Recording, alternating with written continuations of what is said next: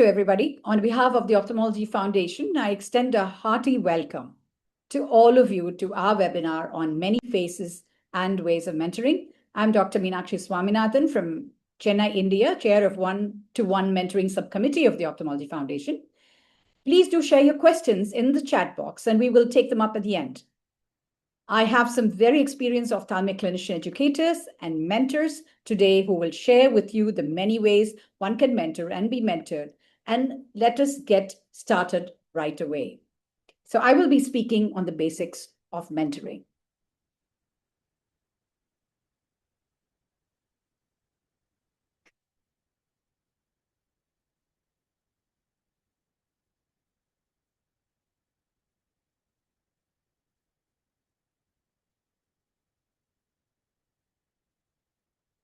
So learning objectives of this short talk will be define mentoring, understand the role of the mentor and mentee, and plan practical steps of how to begin and how to grow.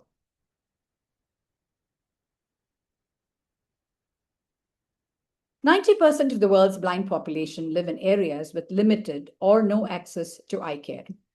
So we need to build local capacity. And mentorship is how we pass on skills, instill confidence, and create sustainable ophthalmic care systems. Effective mentoring contributes to clinical competency, scholarly engagement, professional identity formation, and psychological well-being, all of which are critical for the next generation of leaders. So what is mentoring? It is more than just teaching or advising. It is a dynamic, reciprocal, and long-term relationship focused on the mentee's personal and professional growth. A mentor acts as a guide, role model, and trusted colleague. The core elements of an effective mentoring relationship. First, long-term and holistic. The relationship needs to be focused on the overall career and life development of the mentee. The mentor actively supports the mentee's career, connecting them to opportunities and advising on critical decisions. Support and encouragement, creating a safe space for the mentee to discuss challenges, ambitions, and setbacks. And it's a two-way street. Mentors often find they learn as much from their mentees as their mentees learn from them. So are you an effective mentor? How do you know? How do you find out? First, good communication. A mentor actively listens and provides clear, constructive feedback. Empathy and patience, understands the mentee's challenges and supports them through difficult times. Accessibility. The mentor is approachable and dedicated to the relationship. Inspiration. The mentor acts as a role model who stimulates intellectual curiosity and a desire to learn. What about professional and academic qualities? The mentor typically possesses a deep understanding of the field and its challenges, especially in resource-limited settings, and is willing to share expertise, provide sponsorship, and pass on the baton to the next generation. The mentor also often will provide practical real-world advice on navigating challenges from grant writing to career advancement. What are the qualities of the ideal mentee? Remember that the mentoring relationship is a two-way street. The mentees are not passive recipients, but have to be active participants. So if you are the mentee, you set the agenda, ask the questions, and don't wait for the mentor to initiate all the meetings. In other words, be proactive. Come prepared to meetings with your mentor with a clear goal. Share the CV right away, and we'll talk about that a little bit more. And ask thoughtful questions. Be accountable. Follow through on tasks, respect timelines, and apply feedback. So how do you begin effectively? Really, preparation is the key. So before the first meeting, the mentor and the mentee can share their CV. And when you start off the conversation, you discuss the respective backgrounds and ask maybe open-ended questions like, what are you looking for as far as career guidance? And then you move on to establishing a clear plan. At least by the end of the second meeting, the mentor and mentee should have created a checklist of goals with a clear timeline. Sometimes it is nicer to just start off with asking questions with curiosity and not just starting off with a sermon or an advice. What would you like to see happen as a result of our meeting, or something on those lines? How frequently should you be meeting? Maybe several times a week to even once a month, and depending on whether it's a distance mentoring on one-on-one or the availability of time. It can be formal versus informal, where there is a structure, you use a program, or it can be just informal. Use technology. You can leverage digital platforms like CyberSite or our own Ophthalmology Foundation's Mentor Loop. So, the power of a career roadmap. A mentor's job is to help the mentee see the big picture and the steps to get there. So you have to learn to define the goals clearly. For clinicians, discuss clinical expectations, teaching goals, QI projects.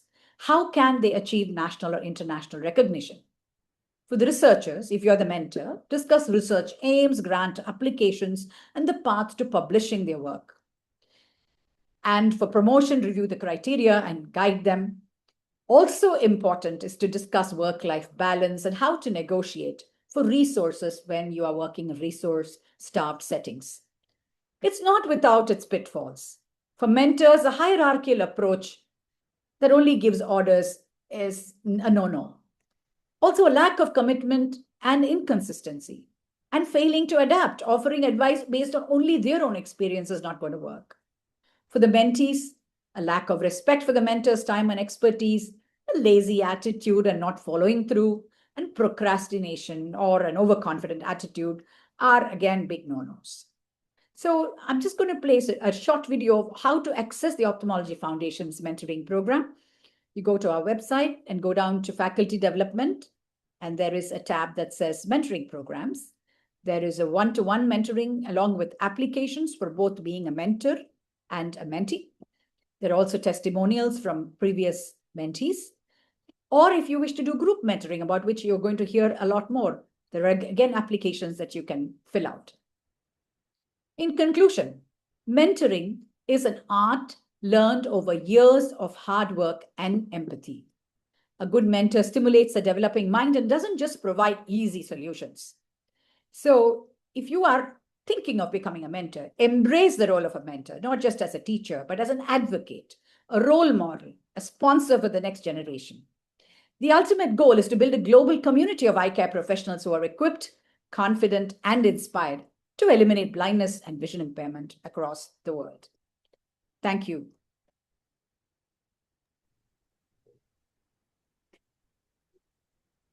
Again, if you have any questions, please use the chat box. Next, I invite Jody Hicks, our Assistant Director of the Ophthalmology Foundation, to share with all of you something about what we do at the Ophthalmology Foundation. Over to you, Jody. Thank you, Meena.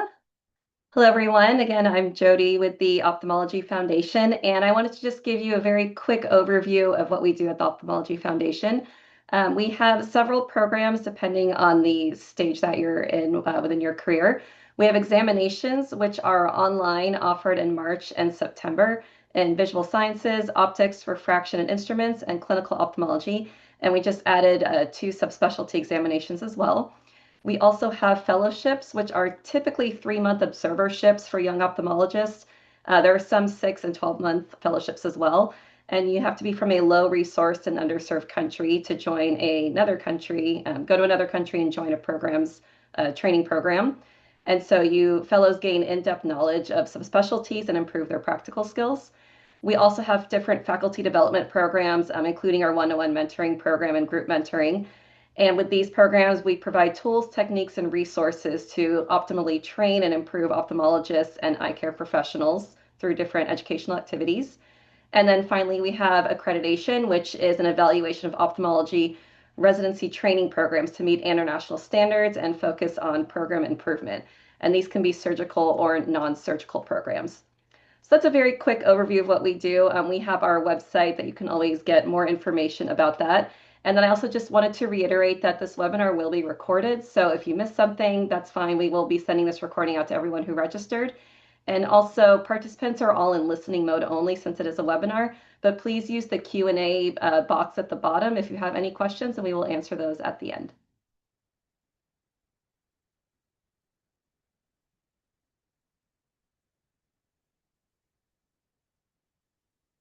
Oh, Mita, you're muted. Thank you, Jody. Next up, we have, I invite Dr. Pranesh Balasubramaniam, who's going to be speaking on one-to-one mentoring, distance mentoring. Over to you, Dr. Pranesh. Thank you so much, ma'am.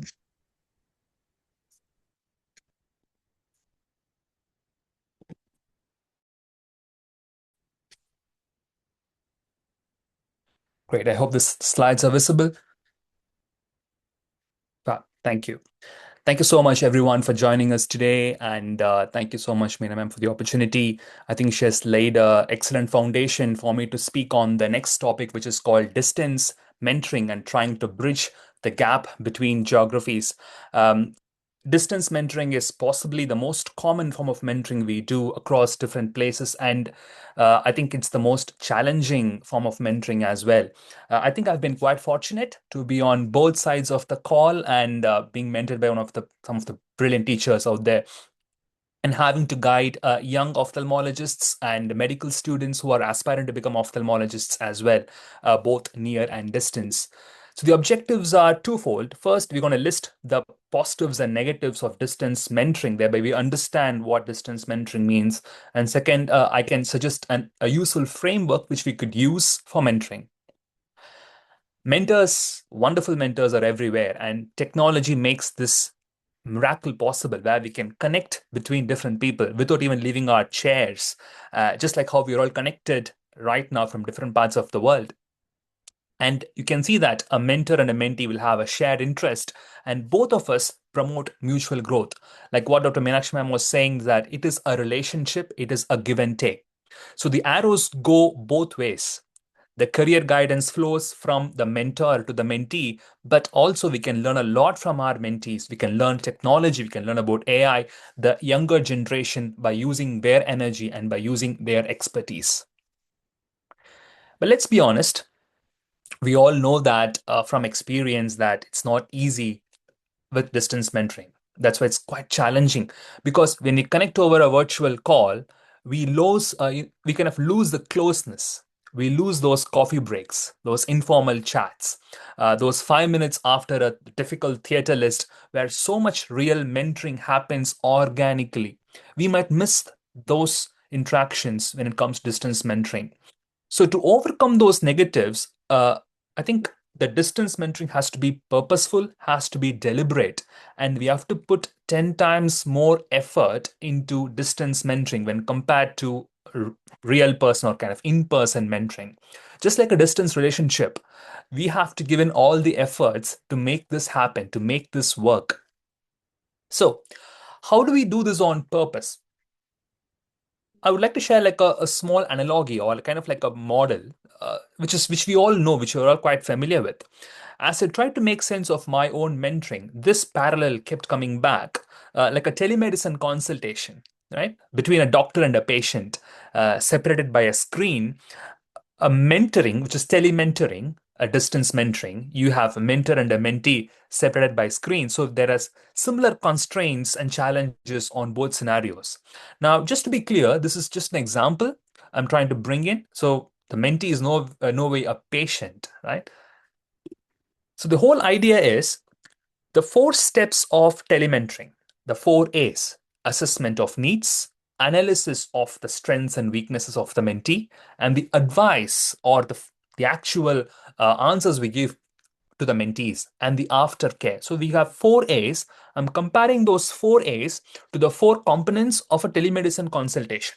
When we see a patient over screen, we would get their history and then we would review their records. We will not be able to examine the patient in person because it's going to be a virtual contact. We provide treatment options and then we review or refer. So we can try to think telementoring as a mimicker of this telemedicine consultation. The step one, the assessment, is history taking. That is understanding the mentee's background, the needs and expectations. What does a mentee want? What do they expect of us? And more importantly, what do we as mentors expect of them? So what helped in my case was to set the practical things quite early. How often we would meet, which platform are we happy to meet, are they comfortable with using WhatsApp, how quickly to expect replies. All those nitty-gritty details have to be laid down clearly at the very start of this assessment or history taking. What stays confidential, even how can we finish this relationship of mentoring, can be discussed at very early stages as well. The step two is the examination or analysis, where you close the call, both the parties, mentors and the mentees, sit with the required information. The mentor examines or looks into the curriculum vitae, the logbook, the Oscar scores, surgical videos, what Dr. Suma Ganesh ma'am will be explaining later on, and trying to critique it, trying to analyze what's going on. And then the mentee, thanks to the technology again, they can record, and using AI, they can summarize the meeting, so they can go through the meeting which is happening between the mentor and the mentee, so they can refine their goals as well. The step three is advice. When I mean advice, it's not like didactic advice in the traditional sense, but rather providing answers, right? Offering options, offering them solutions, setting goals together, and slightly nudging them towards uncomfortable zones, or pushing them towards a challenge in there somewhere, because that's where the mentees grow. And finally, the step four is to have a follow-up. So just like for a patient, we got three familiar follow-ups. We review the patient, we refer the patient, and we close the loop, or we discharge the patient. Similarly, we can set up the mentees review next time. We can have a second mentor, because when the mentees' needs grow beyond what we can offer, we should find the person who can do that. So we don't always have to be the know-it-all super mentor. And the final is going to be the closing the mentorship loop. So to summarize, we have got the 4 A's: assessment of needs, analysis of the positives and negatives of our mentee, and providing the answers, the advice, which is the bulk of mentorship, and the aftercare. Pretty much what the basics of mentoring covers, but when it comes to distance relationship, we have to put in more efforts, and that's going to be the only difference, I think. So I've had the honor of being shaped by the mentors who I am sharing now in this platform, and the mentoring has happened over a distance. So somewhere out there, you have a trainee who may never ever work in your hospital, never ever scrub with you, perhaps never meet you, but you could still be the most important person in their life. And all it takes is just a heart to help. Thank you so much for the opportunity. Thank you so much, Pranesh. And that was a brilliant, brilliant talk. And so that was Dr. Pranesh Balasubramaniam, who is a specialty doctor in ophthalmology, Princess Alexandra Eye Pavilion, Edinburgh, and Digital Fellow of Moorfields Eye Hospital. Thank you so much. And next up, we have Dr. Karl Golnik, who's the chair for Faculty Development, Ophthalmology Foundation, professor of neuro-ophthalmology at the Barrow Neurological Institute, University of Arizona. And he's going to be speaking on this very interesting topic called speed mentoring. Over to you. Well, thanks very much, Meena. It's a pleasure to be a participant in this webinar. So my objectives are that when we're done, you'll describe what speed mentoring is, how to do it, and why and how it can supplement the traditional mentoring that you've heard a bit about from Meena, and really, I think, from Pranesh. And so mentorship, as I think everyone will agree and you've heard, is crucial to career satisfaction, leadership growth, and ultimately, we think, to better eye care. But one mentor may not meet all a mentee's needs. And so that's the issue. The mentee may have many different areas of need. And I know personally as a mentor, I cannot help all of those needs. Sometimes early career ophthalmologists struggle to initiate mentoring relationships, and that's one of the reasons we have the Ophthalmology Foundation mentoring program.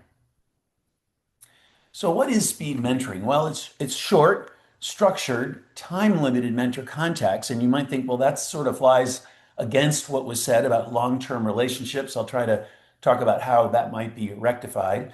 It's inspired by this concept of speed dating. I'm not sure if everyone is familiar with that. In the United States, they have, I've never done it, but they have something called speed dating where a group of people get together and then it's a one-to-one thing. So you just switch tables every 10 or 15 minutes to see if you hit it off with the person across the table from you. This is a little bit different than that. Instead of a one-to-one, it's a small group. There's certainly participatory dialogue, and then the knowledge really is shared with the mentors and the mentees that are in the small group.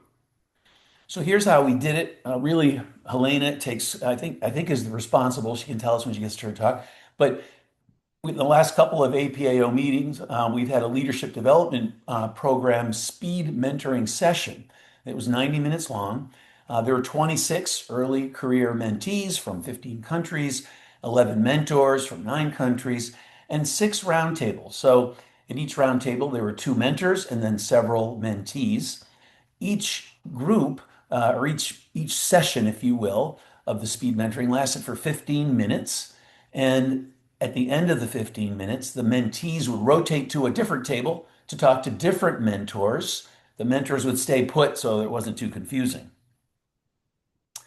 At the very beginning, there's a very brief orientation to the group. This is how things are going to work. And at the end, there's a wrap up and some shared insights, meaning the participants and the mentors who were asked, hey, what did you think? How'd it go? That sort of a thing. And there's also a more formal feedback that I'll go over in a moment.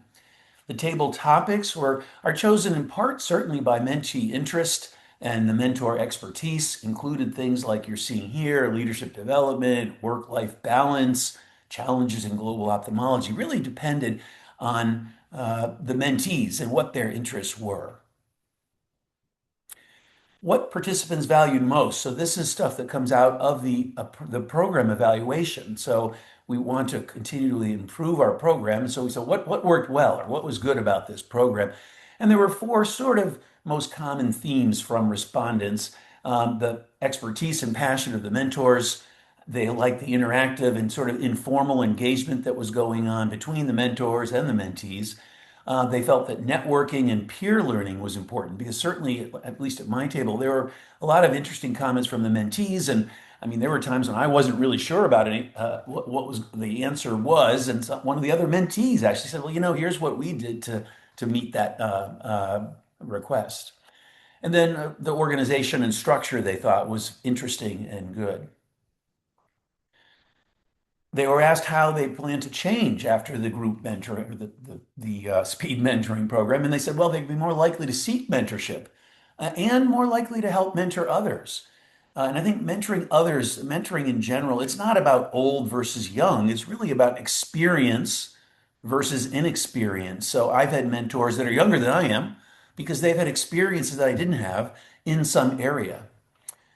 The mindset the participants had after the session of persistence, openness to challenge, adopting compassionate, collaborative leadership styles. They have thought about or commented on trying to be better with time and priority management, and then strengthening communication and problem-solving skills. We asked, of course, what could we do better? How would this session actually be better and better meet your needs? And longer sessions and more rotations, not everyone could rotate to every table. They thought that would be a good idea. More one-on-one time and clearer discussion prompts. So we'll take that into advisement. The one-on-one time is not really something so much for speed mentoring, I think, but we'll talk about, I'll mention that in a moment. More coaching level, solution-focused dialogue, and broader mentor diversity and additional topics.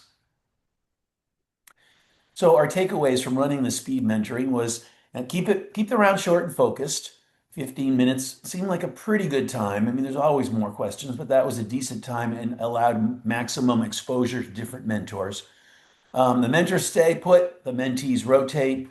Consider a brief mentee needs assessment. Certainly, I think we did that at my table. We simply asked the mentees, hey, introduce yourself. What issues are you having? What questions do you have? So we can try to cover the topics that are most interesting to you. Consider plan for longer sessions or more rounds if resources allow. We had 90 minutes. Maybe that'll be longer in the future. We'll have to experiment and see. And then build in follow-up. So one of the points that was made earlier by Meena was that mentoring typically it should be a long term. It may never end, may never end at all. So fortunately, we have the Ophthalmology Foundation individual mentoring program, and so we told all the mentees at our table every round that, hey, we can continue this if you want. Just go to ophthalmologyfoundation.org, go to the mentoring page, and sign up to be a mentee. So in conclusion, no single mentor can meet all of the mentee's needs. Diverse, brief contacts can add value. Speed mentoring is scalable. I mean, you can do this with almost any size group.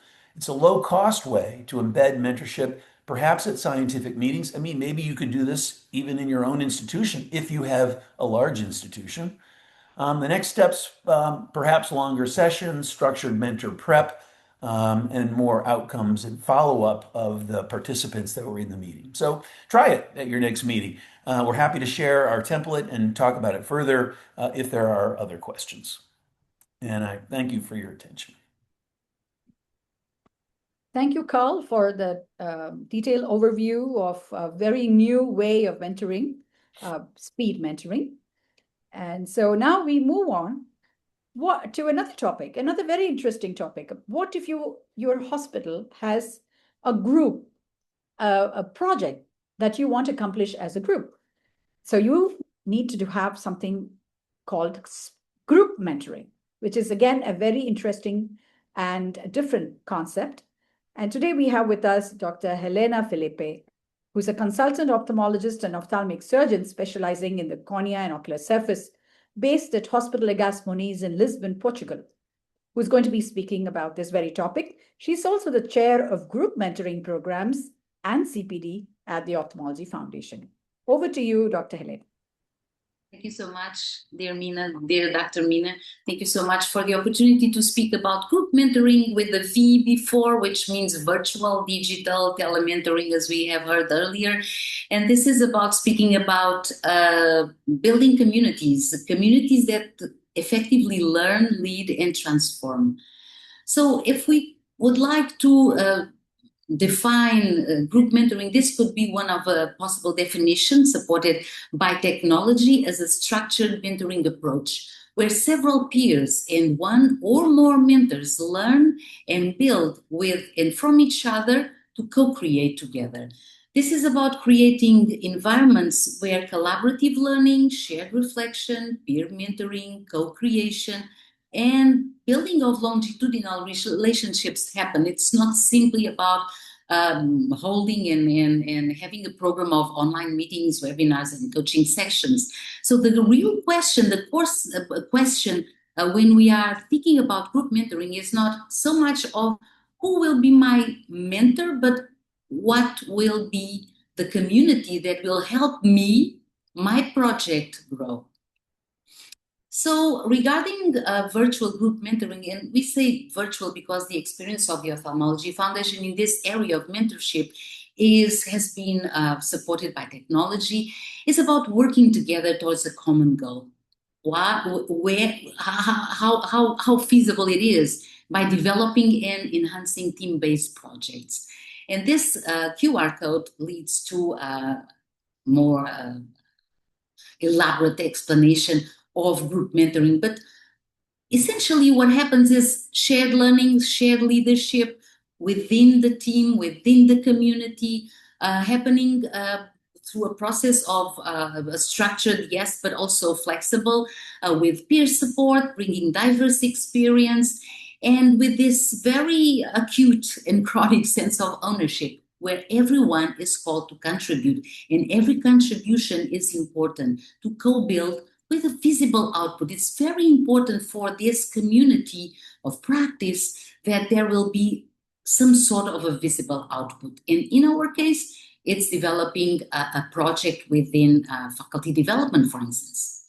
So we can ask, why do mentoring groups flourish while others just meet and they just end up just fading away?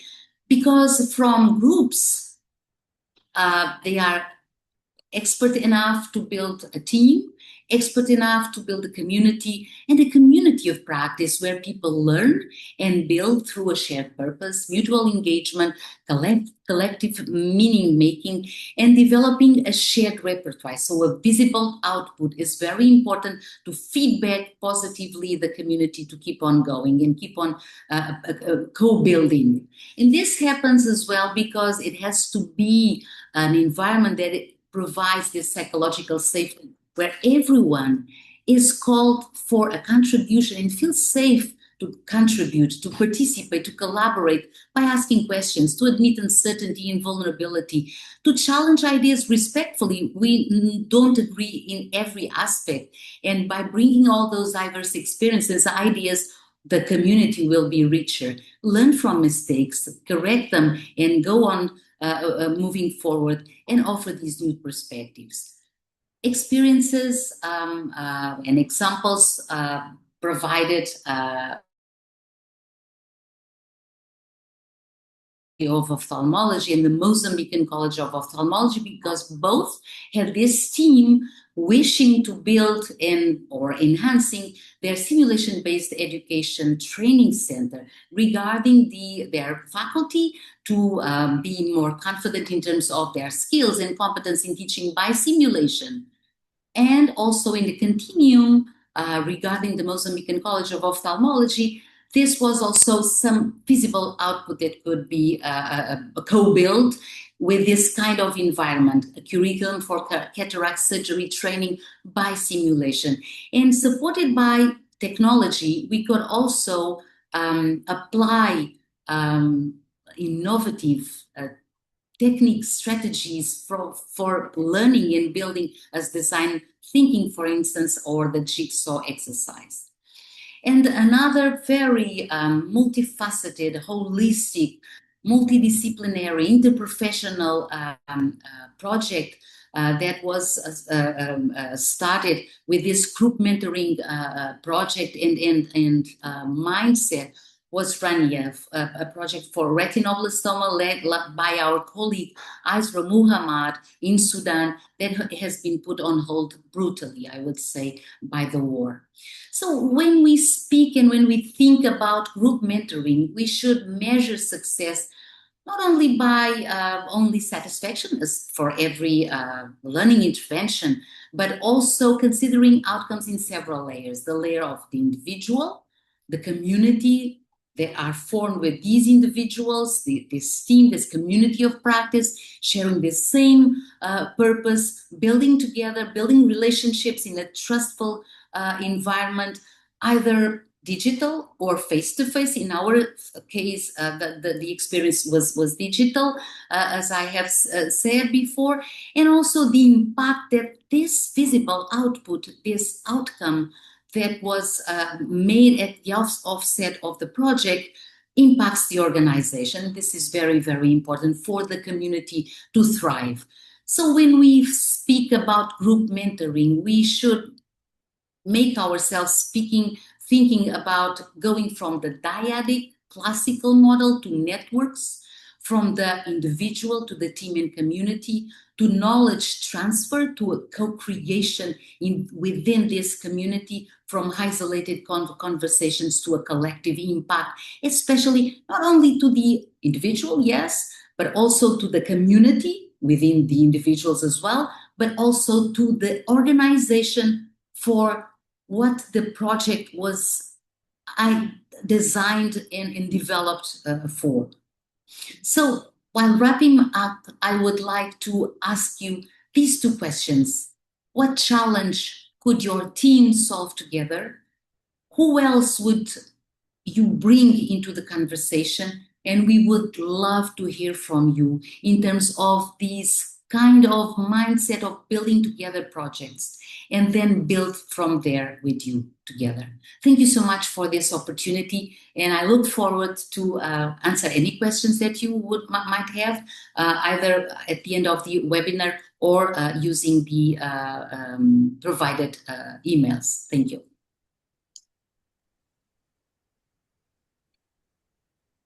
Thank you, Dr. Helena, for this lovely overview and offering to help with group mentoring projects if someone would, reach out to you with the same. And you've had some real wonderful experiences in Africa leading projects successfully. So thank you so much for that. And please go ahead and send your questions in, and we will take it up at the end of the talk. And we have one more talk, and the last talk for the webinar, which is by my very dear friend, Dr. Suma Ganesh, who's the Director, Pediatric Services and Chairperson of the Pediatric Center of Excellence at Dr. Shroff's Charity Eye Hospital, New Delhi. And she's going to be speaking on distance surgical mentoring. Please go ahead, Dr. Suma.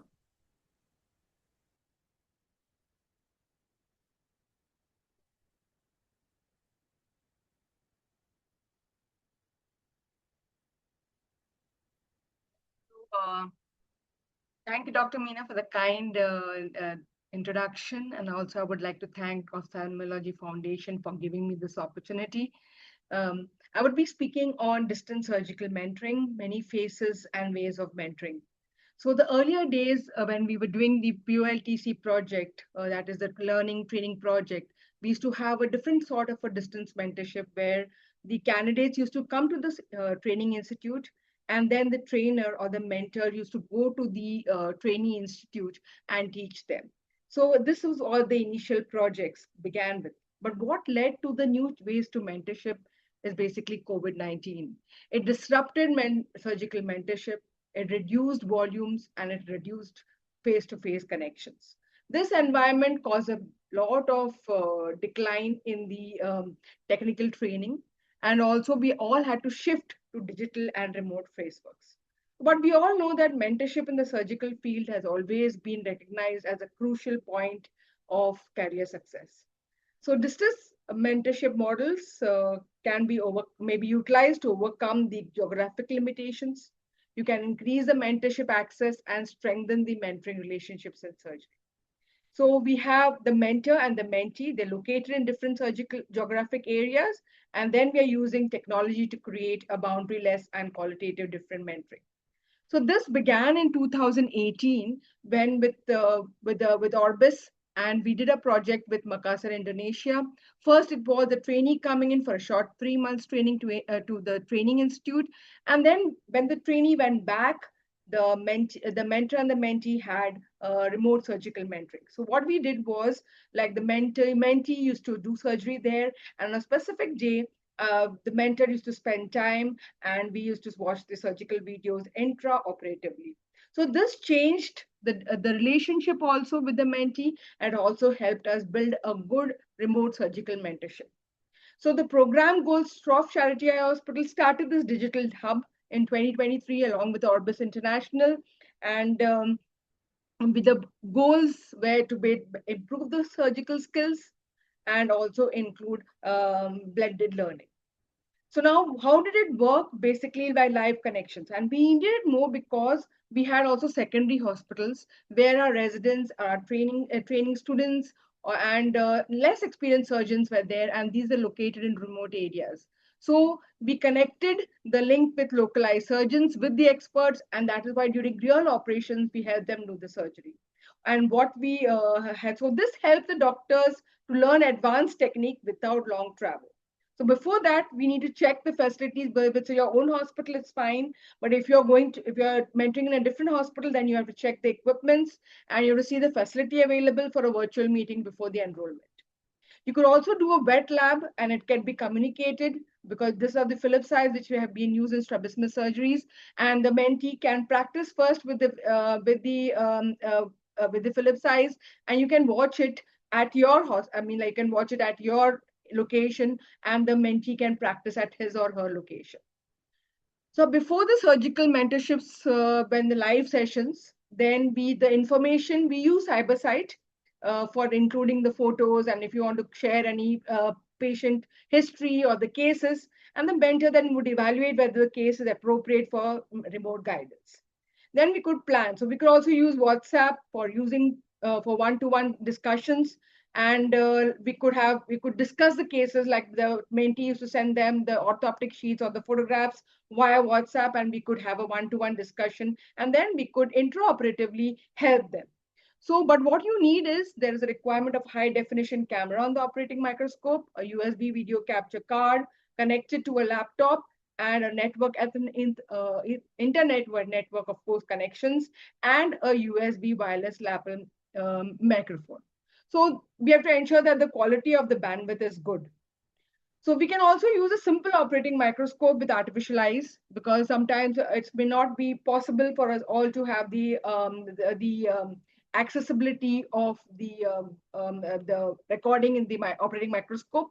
Then you can use also you can feed what you have recorded, what you have done the surgery, and also feed it over the Zoom. And the learners also can later on use your phone or tablets, and then directly engage with the mentors via audio and video. So these are a few distance surgical mentorship I have done along for the many students, so for the many mentees, and it has been a wonderful relationship over a period of time, because you can guide them, you can talk to them, and intraoperatively you can give the feedback. But they should have done some surgeries. You can't feed them the basics of surgeries, so they can do a short-term training course, and then when they go back, you could guide them further for the advanced cases. So this is how we have done for the strabismus surgery. And like you could tell them when they're taking a scleral bite, what technique should be used. And this communication was very good, and it was like, very helpful. And the mentees just loved this communication. And after the surgery, they used to send their post-operative pics of the patient, and used to be very happy. So this we included in our sandwich fellowship. We innovated the novel model of sandwich fellowship, where we had a 3-month rotation. So this was mainly so that people could come for short duration, and then they could be away. They do not have to be away from home for long periods of time, especially for females. And after that, a video camera for the mentor was put to view the surgery to facilitate remote surgical mentorship. So this was the first and second rotation, but it was mainly in the third rotation when they went back that they performed the remote surgery, and then they uploaded, then we could guide them. And they uploaded also the videos if they wanted any further help, because especially in strabismus, you might have to upload the extraocular movement videos. So we use the ICU OSEC score. I would like to, everybody should have know the scoring, especially when you are doing an ophthalmic assessment and you're teaching ophthalmic assessment to your mentees. And I think Dr. Meenakshi and Dr. Karl Golnik are the people who have, they have done all this, and they have made this program. And I would say that it's been wonderful, especially the rubric scoring for the ICU OSCAR scoring for strabismus and for cataract surgery. It has helped us assess the pediatrics, surgical skills for cataract and strabismus. And the mentees have shown their progress, like we could see their progress in the third rotation and the fourth rotation by scoring them. So this is how we use the ICU OSEC score in both of the trainees, and it was helping us to review their surgical skills. So thus, this distance mentorship primarily takes the form of telementoring, and this increases the mentees' opportunities to enhance their surgical skills. And we could use this for ongoing continuing professional development. There are a lot of cost benefits, because we otherwise earlier on mentor or the mentor had to travel, and the travel cost and the mentor had to spend time with the mentee in the institution. Now we could communicate in the local, means you could communicate via the distance remote mentorship. And the mentees also felt very, very connected, and they were very happy that this kind of mentoring is going on. So it's a very fulfilling relationship with somebody with, with more experience and somebody with less, with the goal of helping both individuals become better versions of themselves. And I love this thing, like, we could connect, and there have been so many mentees who are still in connection, and they may not have the time, but they still keep in touch and share their surgical skills, or share their, cases, and want opinions. Thank you. Thank you for this opportunity. Thank you so much. Thank you. There was an excellent talk, very inspiring with real life stories. I also want to welcome to the webinar Dr. Gabby Palace, who's been with us right from the beginning, and she is the webinar's coordinator and I also want to place on record that Dr. Gabby Palace was the lead author in the ICO-CX version 2.0 that was published in the Indian Journal of Ophthalmology. So welcome and thank you, Gabby. Now I will turn it over to Jody to share any questions that have come up from the audience, and we'll have the panelists answer them. Thank you, Meena. And yes, everyone, please, if you have any questions, you can put it in the Q&A box and we'll be happy to answer those.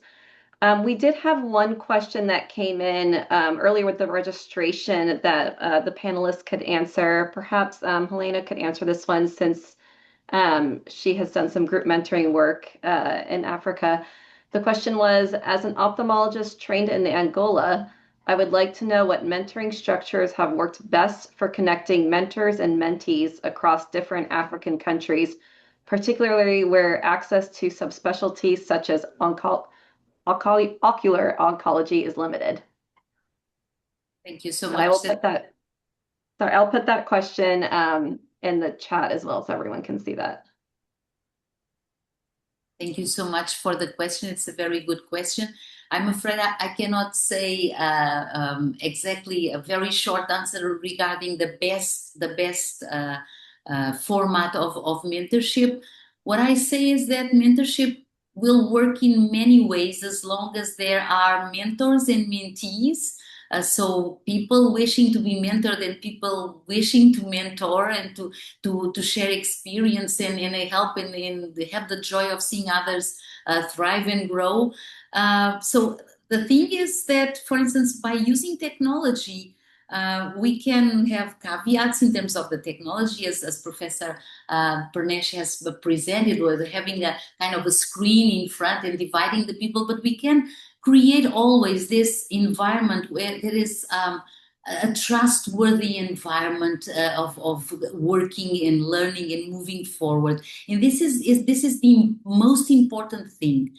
Either it is speed mentoring, group mentoring, dyadic modeling. For instance, the work that Professor Ganesh has presented is amazing. And we can have the experience of having other colleagues saying, no, it will not work. Yes, it will work. It will work anyway. It's kind of the water. Water will just go across pebbles, difficulties to reach out to the ocean. It will get there in any way. And this is as mentoring is also about. So I have this experience of group mentoring. It has been very rewarding because it's a way of also having people on the other side of the screen that is so much engaged and facilitates and motivates all the team to the accomplishment of the project. This is very important. It's important for ourselves as mentors, in the case of the Ophthalmology Foundation, but also having this kind of anchors over there that are on the field and move all the team towards the success of the project. This is very important. And then keep attention, be attentive of what is going to be important to, just to reach this group, to others, to other organizations, to other people who can be mentoring expertise in a certain field that is important for this project to be accomplished or not. But I would say that the best way is to build this climate of trust, this climate of wishing to accomplish together. I could comment as well. I've not been involved too much, well, a little bit with the group mentoring, but certainly on the one-to-one mentoring through the Ophthalmology Foundation. I'm not sure it's the best way, but I'm a neuro-ophthalmologist. I have a number of mentees from sub-Saharan Africa or Africa. Some of them are mid-career neuro-ophthalmologists. Some of them are medical students. Some of them are residents who might be interested in neuro-ophthalmology. So certainly we have a fairly wide variety of mentors available on the website, our website, and each mentor has a little bio. So the idea is that mentees can look at those bios and say, oh, this person has my interests, and maybe I will, and then they simply email through our software, our Mentor Loop software, and say, hey, here I am. I'd be interested for you to be my mentor. What do you think? And when people do that with me, I set up a Zoom meeting, and we have a Zoom meeting, talk about what their interests are, and get to know one another, and then go from there. So I don't know if that's the best way, but if you don't have subspecialists in your area, we probably have subspecialists in most areas who are mentors through our program. Okay. Thank you, Carl. Thank you, Helena. Dr. Suma, I have a question for you, actually. So you shared with us the experience of distance mentoring through the sandwich fellowships. Have you had to continue the mentoring even after they start on their own, and have they faced difficulties? What has been that experience? Yeah, it is challenging because during the fellowship, it is because they had to fill in they have to upload the videos, and they have to complete the target, so it is easier. But once they finish the fellowship, when they become their own practice, it becomes difficult. But they still keep in touch, because if they have a difficult case, especially strabismus and neuro-ophthalm, we all know that even till now we are also learning. So every case becomes difficult. So then there is still discussions happening. But telementoring, intraoperatively, it does not go on forever. It's basically they'll be sharing their videos. So intraoperative telementoring is mainly during their fellowship, during the, say, 6 months or the 1 year program which they are working on. But later on, they do share their videos, and they want to, if they want to, they want to ask opinions but I feel the mentor-mentee relationship should be lifelong. Like I have also maintained like I know Dr. Meenakshi has been my mentor too, and Dr. Karl Golnik also has mentored us so much. So we have all been mentees also. So, but the relationship goes on. I think I don't know how many years we have all known each other, and we still take each other's guidance, and we take help from each other. So the relationship never ends, and that is what means builds good mentor-mentee relationship. Thank you, Suma. And I would like you to state again that what you mentioned the other day about making time for mentoring. Yes, yeah, definitely. One needs to make time for this. I give 1 day in a week specifically for this training program, because you have to take time out for the mentees, especially because even if you're intraoperatively monitoring them, sometimes it takes 1.5 hours to. If it's a strabismus surgery, sometimes it takes 2 hours or 1.5 hours, and you have to give time for that. And because initial they do take time, but if you do not give time, even the mentee then will not be very happy. So you have to keep time for your mentorship. Okay, thanks, Suma. Any other points? Anything else has come up, Jody? If not, then I request no other questions. Yes, please. No, she said no other questions, I think. Okay, so if not, then I request Dr. Karl Golnik to give the concluding remarks. Well, thanks. First, thanks to all the panelists who gave excellent talks, and to Gabby for coordinating the webinar series. I think all of us are enthusiastic mentors, and will be hopefully for forever, whatever that means. I would encourage all of the participants to take a look, and we're not only encouraging mentees to sign up, but if you think you could be a mentor, we're encouraging that too. We can always use mentors with different skill sets, or some of the same skill sets. So please take a look at the website. Just one other thing I would say, we do have, and not sure if it was explicitly mentioned, but we do have an online faculty development teaching skills series designed to improve the teaching effectiveness of ophthalmic educators. That's also on our website. So it's free. You can get 3 hours of continuing medical education credit if you need it. For each module, there are 21 at present. So please take a look. And hopefully we've helped the participants get an understanding of different forms of mentorship, and maybe inspired you to be mentors or mentees. And I think all of us on this panel have had have been mentors, but we've also been mentees for sure, and appreciate our mentors very much. So thanks for participating, and I think I will wrap it up there. And thanks for Meena for organizing this particular webinar. We will be continuing quarterly webinars on a variety of topics, so stay tuned for the next one, and looking forward to seeing you there.